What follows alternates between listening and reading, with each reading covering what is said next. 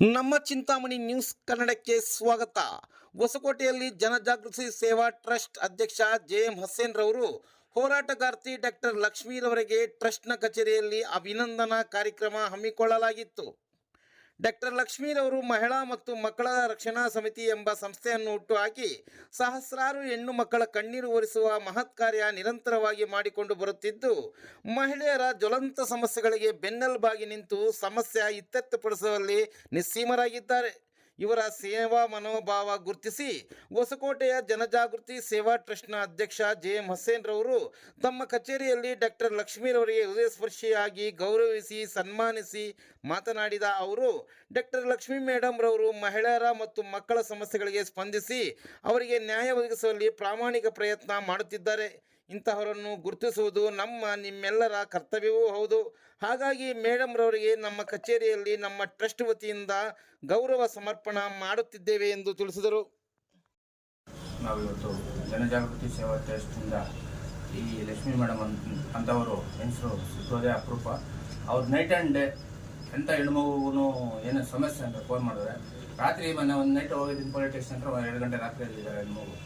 ಅದಕ್ಕೋಸ್ಕರ ಅವ್ರನ್ನ ಕುಡಿಸಿ ಇವತ್ತು ಹೆಣ್ಮಕ್ಳು ಆಚೆ ಬರ್ಬೇಕಂದ್ರೆ ಯಾವುದೋ ಒಂದು ರಾಜಕೀಯ ಆಗಲಿ ಇಲ್ಲಾಂದರೆ ಇಂಥ ಒಳ್ಳೆತನಕ್ಕೆ ಸಪೋರ್ಟ್ ಮಾಡೋಕ್ಕೆ ಬರಬೇಕಂದ್ರೆ ಒಂಥರ ಒಂದು ಹೆಣ್ಮಕ್ಳು ಆಗಲಿ, ಒಂದು ಬಡವರು ಆಗಲಿ ನ್ಯಾಯ ಕೊಡ್ಸೋಕ್ಕಾಗಿರ್ಬೋದು, ಒಂದು ಅವ್ರಿಂದ ಹೆಲ್ಪ್ ತೊಗೊಳಕ್ಕಾಗಿರ್ಬೋದು, ಹೆಲ್ಪ್ ಮಾಡೋಕ್ಕಾಗಿರ್ಬೋದು, ಇಂಥವ್ರು ಬರಬೇಕು ಅಂತ ಇವತ್ತು ನಮ್ಮ ಜನಜಾಗೃತಿ ಸೇವಾ ಟ್ರಸ್ಟ್ ಕಡೆಯಿಂದ ಇಂಥ ಲಕ್ಷ್ಮೀ ಮೇಡಮ್ ಅಂತವರು ನಮ್ಮ ಹೊಸಕೋಟೆಯಲ್ಲಿ ಸುಮಾರು ಎಷ್ಟೋ ಕಾರ್ಯಕ್ರಮಗಳಲ್ಲಿ ನೋಡಿದ್ದೀನಿ. ಎಲ್ಲ ಅವರು ಕೊರೋನಾ ಟೈಮಲ್ಲಿ ಏನು ಕಿಟ್ಟಿಟ್ಟಣ್ಣ ಆಗಿರ್ಬೋದು, ನೀರಾಗಿರ್ಬೋದು, ಪ್ರತಿಯೊಂದೂ ಅವರು ನನ್ನ ಕಣ್ಣಾರ ನೋಡಿದ್ದು, ನಾವು ಮಾಡಿದ್ದೀವಿ, ಅವರು ಮಾಡಿದ್ರು.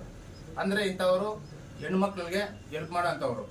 ಯಾರೇ ಹೆಣ್ಮಗು ಆಗಲಿ ಮನೆ ಬಿಟ್ಟು ಆಚೆ ಬಂದು ಏನೋ ಒಂದು ನಮ್ಮ ಸಮಾಜಕ್ಕೆ ಏನೋ ಒಳ್ಳೇದು ಮಾಡಲಿ ಅಂತ ಪಾಪ ಇವರು ಬಂದು ನಮ್ಮ ಗುಡಿಸ್ಕೊಂಡು ಎಲ್ರಿಗೂ ಹೆಲ್ಪ್ ಮಾಡ್ತಾವ್ರೆ.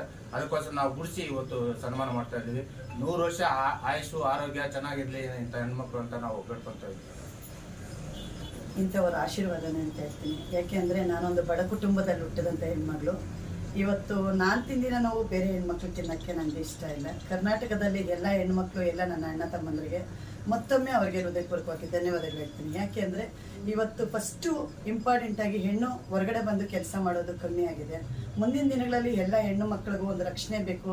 ಗೌರ್ಮೆಂಟಿಂದ ಏನು ಸವಲತ್ತುಗಳು ಸಿಗುತ್ತೋ ಅದು ಬಡವ್ರ ಮನೆ ತಲುಪಿಸ್ಬೇಕು. ಕಣ್ಣೀರು ಹಾಕಂತ ಹೆಣ್ಣು ಮಕ್ಕಳು ಕಣ್ಣೀರು ಒರೆಸೋಂಥ ಕೆಲಸ ನಾವು ಮಾಡಬೇಕು ಅಂತ ನನ್ನ ಚಿಕ್ಕ ಹಳ್ಳಿನ ಸೇವೆ ಮಾಡ್ತಾ ನಾನು ಮುಂದೆ ಬಂದಿದ್ದೀನಿ ಸರ್. ಹೇಳಕ್ಕೆ ಇಷ್ಟಪಡ್ತೀನಿ. ಒಂದು ಕಣ್ಣೀರು ಒರೆಸೋಂಥ ಕೆಲಸ ಯಾಕೆ ಮಾಡ್ತಾ ಇದ್ದೀನಿ ಅಂದರೆ, ನಾನು ಕಷ್ಟದಲ್ಲಿದ್ದಾಗ ಇಡೀ ಡಿಪಾರ್ಟ್ಮೆಂಟ್ ನನಗೆ ಸಪೋರ್ಟ್ ಮಾಡಿದೆ. ಡಿಪಾರ್ಟ್ಮೆಂಟ್ಗೆ ನಾನು ಯಾವತ್ತೂ ಚಿರಋಣಿ.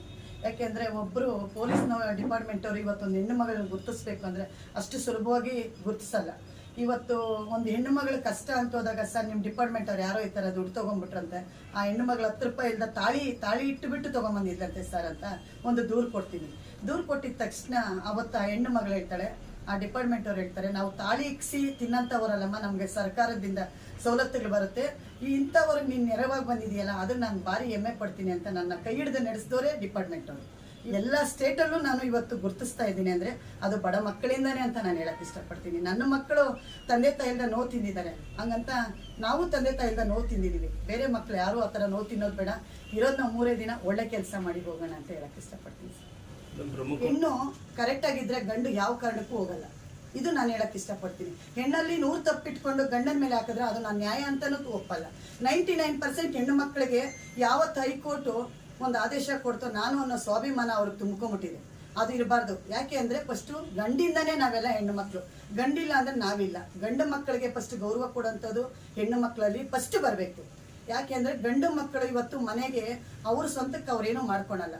ಒಂದು ಹೆಣ್ಣಿಂದ ಅವರು ಹೊರಗಡೆ ಹೋಗಿ ದುಡಿದು ನಮಗೆ ತೊಗೊಂಬಂದು ಹಾಕಿ, ನನ್ನ ಗಂಡನು 10 ರೂಪಾಯಿ ಕಷ್ಟಪಟ್ಟು ಹೆಂಡತಿ ಮಕ್ಳಿಗೆ ತಂದು ಹಾಕಿದ್ದಾರೆ.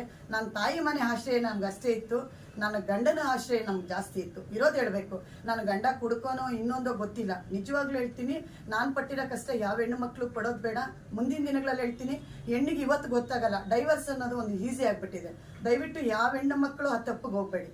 ಇವತ್ತು ಯಾವುದೇ ಒಂದು ಪ್ಯಾರೆಂಟ್ಸ್ ಇದ್ದರೂ ನಾನು ಹೇಳೋದಿಷ್ಟೇ, ತಂದೆ ತಾಯಿ ಮಕ್ಕಳಿಗೆ ಅವಮಾನ ಮಾಡೋಂಥ ಕೆಲಸ ಯಾವ ಮಕ್ಕಳು ಮಾಡಬಾರ್ದು. ಯಾಕೆಂದರೆ ಗಂಡನ ಮನೆಗೆ ಅವ್ರು ಕಷ್ಟಪಟ್ಟು ಕಟ್ಟಿಕೊಟ್ಟಾಗ ಅತ್ತೆ ಮನೆಯ ಆಸ್ತಿಗಾಗಿ ಆಸೆ ಪಡೋದು ಅದು ನನಗೆ ಇಷ್ಟ ಇಲ್ಲ. ಕೆಲವಾರು ಹೆಣ್ಣು ಮಕ್ಕಳು ಗಂಡನ ಆಸ್ತಿಗೆ ಆಸೆ ಪಡ್ತಾ ಇದ್ದಾರೆ. ಕೆಲವು ಹೆಣ್ಣು ಮಕ್ಕಳು ಗಂಡನ ವರದಕ್ಷಿಣೆ ಕೊಟ್ಟರು ಅಂತ ಸುಳ್ಳು ದೂರು ಕೊಡ್ತಾ ಇದ್ದಾರೆ. ಅವ್ಯಾವುದು ನಿಜ ಅಂತ ನಾನು ಹೇಳಲ್ಲ. ಯಾಕೆಂದರೆ ಎರಡೂ ಸೈಡು ತಪ್ಪಾಗಿರುತ್ತೆ. ಆ ಎರಡೂ ಸೈಡು ಕೂತು ಅವ್ರಿಗೆ ನ್ಯಾಯ ಒದಗಿಸ್ಕೊಡೋಂಥ ಕೆಲಸ ನಾನು ಮಾಡಿದ್ದೀನಿ. ಬಟ್ ನನ್ನ ಲೈಫಲ್ಲಿ ನಾನು ಲಂಚ ಅಂತ ಇದುವರೆಗೂ ತೊಗೊಂಡಿಲ್ಲ ಸರ್. ನಾನು ಇನ್ನಷ್ಟು ವರ್ಷ ಸೇವೆ ಮಾಡಿದ್ರು ಅದು ಬಡ ಕುಟುಂಬಗಳಿಗಾಗಿ ಮಾಡ್ತೀನಿ ಅಂತ ಹೇಳ್ತೀನಿ. ಯಾವುದಕ್ಕೂ ನಾನು ಲಂಚ ತಗೊಂಡು ನನ್ನ ಆಫೀಸ್ ಬಾಗಿಲಿಗೆ ಬರಬಾರ್ದು. ಲಂಚ ಅನ್ನೋದಾಗ್ಲಿ ದುಡ್ಡು ಅನ್ನೋದಾಗ್ಲಿ ನನ್ನ ಆಫೀಸ್ ಒಳಗಡೆ ಯಾರೇ ಆಗಲಿ ಆ ಮಾತು ಹಿಂದಕ್ಕೆ ಇರಬೇಕು. ಅವ್ರ ಪ್ರೀತಿಯಿಂದ ಬಂದು ಕಷ್ಟ ಹೇಳಿದ್ರೆ ನನ್ನ ಕೈಲಾಗಿದ್ದು ನಾನು ಸಪೋರ್ಟ್ ಮಾಡ್ತೀನಿ ಸರ್. ಅದನ್ನೆಲ್ಲ ಕರ್ನಾಟಕ ಜನಕ್ಕೆಲ್ಲ ನಾನು ನಿಜವಾಗ್ಲೂ ಅವ್ರಿಗೆ ಚಿರುಋಣಿಯಾಗಿರೋಕ್ಕೆ ನಾನು ಇಷ್ಟಪಡ್ತೀನಿ.